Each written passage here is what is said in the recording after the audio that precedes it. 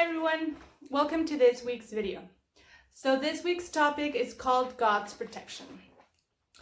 Alright, so I'm going to be starting with a question, and I want to know if you've ever been in a situation of your life that has compromised either your life, your finances, or something like your health overall. That have you felt like threatened in the past? Well, let me tell you, I have. I'm going to be sharing two stories out of the hundreds probably that I have that God has protected me. The first one was a trip that I was doing from a city that I used to live before to the city that I'm living right now. If you know me, you know that I'm not a night person at all. Like, I don't like sleeping late, and I don't like driving through the night, right? So on this trip, I was really exhausted. I really needed to get back home because I was tired, I was close, but overall, I was very, very close to getting to my destiny, but the night hit when I was driving, right? So basically, long story short, is that I began to feel tired. I was like 20 minutes away from my destiny, but I started feeling bad. Like my eyes were closing, my heart was beating real fast, both of my arms were getting numb. I just started to panic because my family was waiting for me. I was traveling on my own with my car full of stuff because I was moving basically. So it was just basically me and my dog in the car and God with me, right? So long story short, on this story that I'm telling you, I remember I was feeling so bad, and there was no way for me to communicate that I was gonna wait until I took a nap or something and then come here because my phone died. I mean, everything that could go wrong did go wrong. So long story short, I really thought I was gonna die. I was like, okay, I think I'm gonna die here. Lord, if it's my time, I mean, please come and get me. So I move to the side of the freeway, of the highway, and I remember just like feeding my feeling that my heart was getting outside of my chest, right? Because of the stress, of the fear, I don't know. Both of my arms were numb, and I just remember I took a pen out of my bag and a piece of paper, and I wrote down my parents' phone numbers. So, because I was thinking, okay, if I die, at least they know who they're gonna call, right? So I remember I was just like, I put the paper down, I took the pen down, and I was just waiting to die. I was like, Lord, just please come and get me. And then in that moment, I just remember, before that, I got outside of the car, and because it was night, the cars wouldn't stop to help me. I was like, someone help me, please, please. No one stopped to help me. And when I just basically gave up, I was like, okay, I'm gonna die. What can I do? I remember that I just waited for me to see, I don't know, the light or something. And I remember doing this, and then God telling me, go after him. And I was like, go after who? And next thing I see is this guy was driving one of these, I don't know the name, like cars that are like bodyguard cars behind a construction pipe, like this big pipe that had like a little like ambulance car. I don't know how it's called, I'm sorry. And I heard God saying, go after him, and I was like, oh my God, I'm dying, Lord. Okay, so I obeyed, and I take a deep breath and follow this guy, and I start beep beep beep beep. And I'm like, pull over, please. I think I'm gonna have a heart attack. And this guy's like, what? And I'm like, pull over, please. So thank God, this guy that I will love forever, he stopped and he was like, are you okay? And I told him, I don't drive at night. My phone has no battery. I think I'm having a heart attack. Can you please help me? And this guy is so sweet. He left the construction pipe truck go by, and he stood there until I called my family, and I told them, you know what, I'm gonna sleep until I feel better. So that is one story that I have on God's protection. And the second one that I want to share with you guys that was also life-threatening was when I was, I think, 22 years old. I was on vacation with my family on the beach, And my boyfriend at that time came with us. So we were both like very brave and, oh yeah, let's go deep into the waters, da da da da da. And then out of nowhere, the sea starts taking us inside, both of us. He can swim and I can swim, right? But I don't know what happened, that we were trying to get out of to the shore. We couldn't do it. He was like, I can't go out. And I was like, oh my God, me too. So we started getting tired because we were like, uh-oh, honey, I think we're gonna die in the middle of the ocean. And then I remember like my body was so tired of trying to get out, and I just gave up. I wasn't gonna like go drown, but I feel like I needed a float or something because I was really exhausted. And then out of nothing, this what's it called? Baywatch? No. Yes, those guys that are on the beach protecting people. I never saw this guy before. We've been on the beach for like 3 or 4 days and I never saw this guy. And out of nowhere, he just sees that me and my boyfriend at the time were drowning, and then he basically comes to our rescue. And I was like, oh my God, I wasn't even Christian at that time. But that's a story that I want to be sharing with you, that I wanted to share with you in regards of God's protection. Okay, so let me move a little bit into the topic after this long story that I shared with you.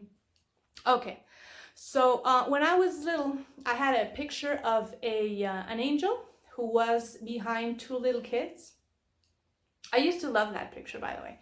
And I remember asking my mom, what's that? And she was like, that's your that's the guardian angel, or the angel guardian, I don't know how you say it. And I was fascinated by that concept. I'm like, oh, what's that? And she was like, oh, well, he protects you. And I'm like, oh, what? Are you kidding? And I was like fascinated with that concept when I was really young.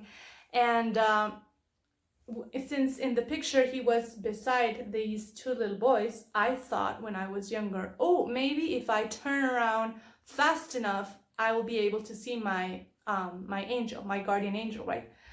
Obviously, I was never able to see that, but that doesn't mean that I don't believe in guardian angels, okay?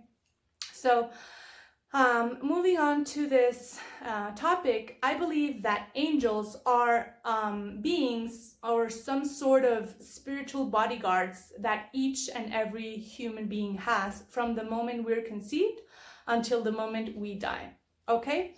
So before I go deeper into this topic, I want to mention that not all angels are good. There's good angels and there's bad angels.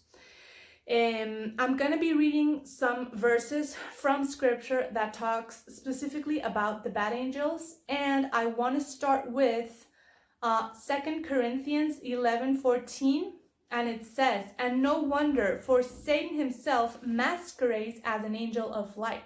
So people often are fascinated because they think they saw an angel of light, but what they're not aware of is that they could have had a personal encounter with Satan himself. So just because it's shiny and it looks good, it doesn't mean that it's a good angel, right? Second verse that I'm going to be sharing with you in regards to the bad angels is 2 Peter 2:4, and it says, but if God did not spare angels when they sinned, but sent them to hell, putting them in chains of darkness to be held for judgment. Next one, Revelations 12:7-9, and it says, then war broke out in heaven. Michael and his angels fought against the dragon, and the dragon and his angels fought back. But he was not strong enough, and they lost their place in heaven. The great dragon was hurled down, that ancient serpent called the devil or Satan, who leads the whole world astray. He was hurled to the earth, and his angels with him. So here's talking about a battle between good angels and bad angels, and obviously the bad ones lost. So, all right. So how can you tell the difference in between a good angel or a bad angel? First of all, a good angel is not going to seek for personal worship, because they were created to serve God. The opposite, a bad angel is going to make you believe lies, and it is going to be seeking for personal worship. Nowadays, people sell the service of connecting with your angel and stuff like that. And people think it's a good thing, but it's pure witchcraft. So you need to be careful with that, guys. All right. So basically, the difference is that the good angels serve God, and you can see that in Deuteronomy 10:20. All right. So I'm not going to be focusing on angels that much. This is just a brief intro that I wanted to share with you guys before I go deep into the theme of God's protection. All right. Okay. What I found in scripture in regards of God protecting you, first thing that I want to share with you is that God protects your real estate. What do I mean by that? Your properties, whatever you own. Own. And that is found in Deuteronomy 11:12. I'm going to read it for you. It says, "A land that the Lord your God cares for. He watches over it through each season of the year."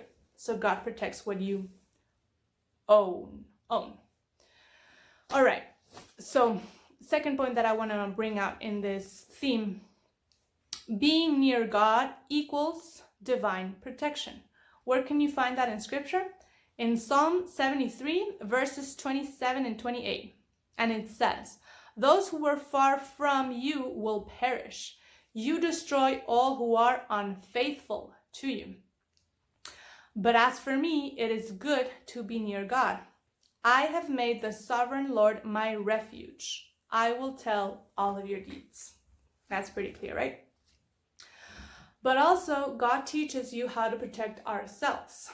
In scripture, Ephesians 6:11, it says, "Put on the full armor of God so that you can take your stand against the devil's schemes." So it's not always God fighting for us. Sometimes it's us fighting the enemy personally, right? All right. So also, point number 4, God's protection equals godly joy. Psalms 5:11 says, "But let all who take refuge in you be glad. Let them even sing for joy. Spread your protection over them, that those who love your name may rejoice in you." Okay, so God protects us regardless if we are on a good situation or in a deadly situation. What do I mean by that? God's protection is everywhere, and you can read that in Psalm 23:4. And it says, "Even though I walk through the darkest valley, I will fear no evil, for you are with me. Your rod and your staff comfort me." So as I was mentioning in the beginning, God's angels are basically our bodyguards. Okay, Psalm 91 verses 11 and 12 says, "For he will command his angels concerning to guard you in all your ways. They will lift you in their hands so that you will not strike your foot against a stone." Also, Luke 4:10, "For it is written, he will command his angels concerning you to guard you carefully." I'm going to give another one. Psalm 34:7, "The angel of the Lord encamps around those who fear him, and he delivers them."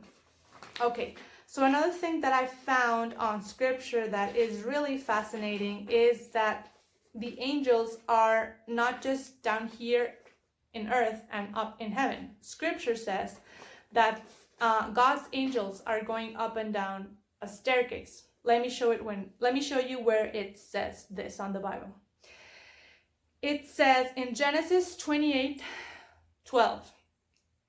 "He had a dream in which he saw a stairway resting on the earth, which it stopped, reaching to heaven. And the angels of God were ascending and descending on it." So these guys are constantly going up and down.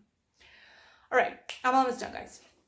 So remember that I've been sharing a story about a poor guy called Lazarus and a rich guy. And scripture says that when the rich guy died, he was buried and saw himself on hell. And when Lazarus died, he was taken to the heavens by angels. I'm just gonna recap that. It's in Luke 16, and it says, the time came when the beggar died, and the angels, plural, carried him to Abraham's side. So that means that we may not have just one angel protecting us, we may have multiple, right? Okay, so I would really like to know your opinion about your life in particular. Have you had any life-threatening experience like I have? Can you remember it? And well, those mysterious protections come from God. Either you believe in him, you obey him, you love him, you hate him, you don't believe in him, God protects you because he loves you. So it's you can have two choices. You believe that, oh, you know what? I think she's right, because I've been protected so many times and it was definitely God. If you do give him glory, then well, that's good, because at least you acknowledge that God is there for you. Or you can take the second road, which is believe that science or coincidence or some other things happened for you to be protected and be taken out of that life-threatening situation. And you can be like the rich man, that he will carry the consequences of his sin. He never gave God glory, and he was buried to the grave and then to hell, and then God's protection was no longer with him. So let's choose wise. God's protection equals life. No, actually, let me correct that. God's protection is here regardless of your beliefs, but if you surrender your life and you acknowledge that God has protected you, provided for you, and everything like that, and you give your life to him through his son Jesus, and equals life. But if you're like, oh, you know what, I don't believe that, that's not true, that's just fairy tales, well, that has consequences as well. So choose wisely, guys. God is here for us. He protects us. He loves us.